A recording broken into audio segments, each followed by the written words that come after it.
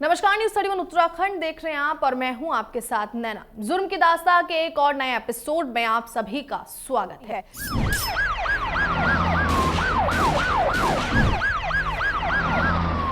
दिल्ली के सिरफिरे दरिंदे साहिल को फांसी देने की मांग हो रही है। उसने चाकू और पत्थर से साक्षी की हत्या कर दी थी, लेकिन शाहबाद डेरी इलाके में कोई भी 16 साल की लड़की को बचाने नहीं आया। परिवार इतना गरीब है कि साक्षी के अंतिम संस्कार के लिए उन्हें लोगों से उधार लेना पड़ा।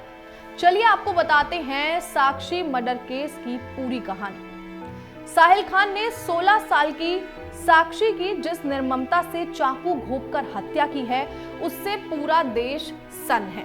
कैसे कोई इंसान ऐसे जानवर बन सकता है, ये सोचकर हर कोई हैरान है। उसने एक के बाद एक शरीर में 20 से ज्यादा घाव किए। चाकू से जी नहीं भरा तो पत्थर से शरीर को कई बार कुचला। 24 घंटे के भीतर इस हत्यारे को दिल्ली पुलिस ने बुलंदशहर से गिरफ्तार कर लिया। कोर्ट ने उसे पहले 2 दिन और उसके बाद 3 दिन के लिए पुलिस रिमांड में भेज दिया। इस बीच साहिल के सोशल मीडिया अकाउंट से उसकी हरकतें पता चल रही हैं। इंस्टाग्राम पर वो लगातार वीडियो पोस्ट करता रहता है। आखिरी रील उसकी 6 हफ्ते पहले की है। कुछ में गाली देता हुआ भी साहिल नजर आ रहा है। एक वीडियो में वो हुक्का पीते दिखाई देता है और टीवी पर गाना सुनता रहता है, दिल्ली में करता बदमाशी। शुरुआती जांच में पता चला कि साक्षी और साहिल के बीच एक दिन पहले झगड़ा हुआ था। साक्षी ने साहिल को चेतावनी दी थी कि वो उससे दूर रहे। बताया जा रहा है कि साहिल खान ने कथित तौर पर साक्षी के हाथ पर दूसरे लड़के का टैटू देख लिया था, जिससे वो आपा खो बैठा था। साहिल के हाथ में कलावा दिखने के बाद पुलिस मामले की व्यापक जांच में जुट गई है। कुछ लोग बता रहे हैं कि इलाके के लोग उसे सन्नी के नाम से जानते थे। ये भी कहा जा रहा है कि साहिल की असलियत साक्षी को पता चल गई थी और इसीलिए वो उससे दूरी बनाना चाहती थी। स्पेशल कमिश्नर दीपेंद्र पाठक ने कहा कि हम जांच में कोई पहलू नहीं छोड़ेंगे। इस मामले में कड़ी सजा दिलाने की कोशिश होगी, जिसमें फांसी की सजा भी शामिल है। खान ने कुछ दिन पहले, खान यानी कि साहिल ने कुछ दिन पहले ही एक लंबा चाकू खरीदा था और बताया जा रहा है कि ये जो चाकू उसने खरीदा था, ये हरिद्वार से खरीदा था।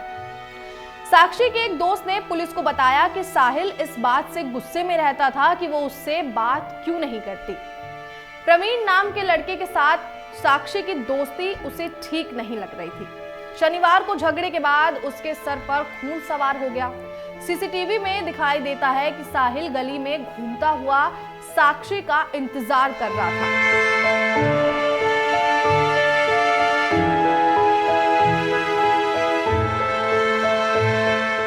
साक्षी एक बर्थडे पार्टी में जाने के लिए आती है। साहिल उसे रोकता है और रात 8:40 पर उस पर हमला कर देता है।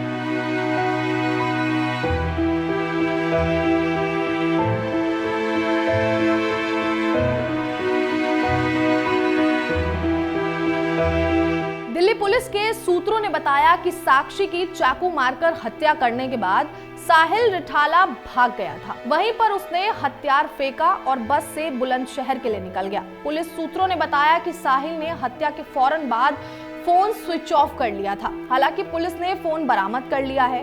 बुलंदशहर जाने के लिए उसने 2 बसें बदली थी। उसने पुलिस के कई सवालों का जवाब ठीक से नहीं दिया।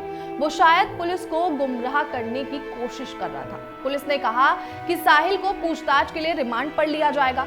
पुलिस को 2 दिन की रिमांड मिल गई। पुलिस का कहना है कि क्राइम के 10 मिनट बाद टीम घटनास्थल पर पहुंच गई थी। स्थानीय लोगों ने पुलिस को फोन पर सूचना दी थी। वहीं सोमवार शाम को साक्षी का अंतिम संस्कार हो गया, लेकिन माँ बाप की आंखों से आंसू नहीं थम रहे। वहीं जब साक्षी की चिता जल रही थी तो उसे एकटक देख रही माँ ने बताया कि हमने रात का खाना खा लिया था और सोने की तैयारी कर रहे थे।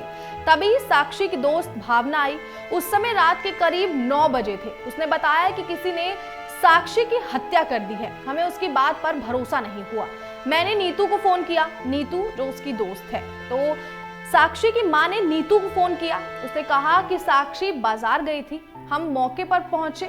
मेरी बेटी यानी कि साक्षी की मां ये बयान दे रही है कि मेरी बेटी खून से लथपथ थी। उन्होंने कहा कि अस्पताल में एक व्यक्ति ने बताया कि वो उस समय वहां पर था और उसने बेटी को बचाने की कोशिश की थी, लेकिन आरोपी ने उस पर हमला कर दिया।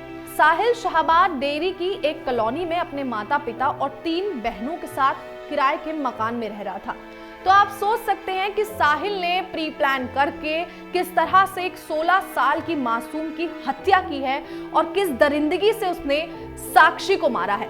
हालांकि अलग अलग चैनल इस खबर को अलग अलग तरह से दिखा रहे हैं, कई सारे बयान सामने आ रहे हैं। कोई साहिल की नानी का इंटरव्यू लेते नजर आ रहा है तो कोई साक्षी के माँ बाप का, लेकिन सभी लोग ये मांग कर रहे हैं कि साक्षी जो कि एक 16 साल की बच्ची थी, उसको जिस निर्ममता से मारा गया है उसके खूनी को फांसी की सजा होनी चाहिए।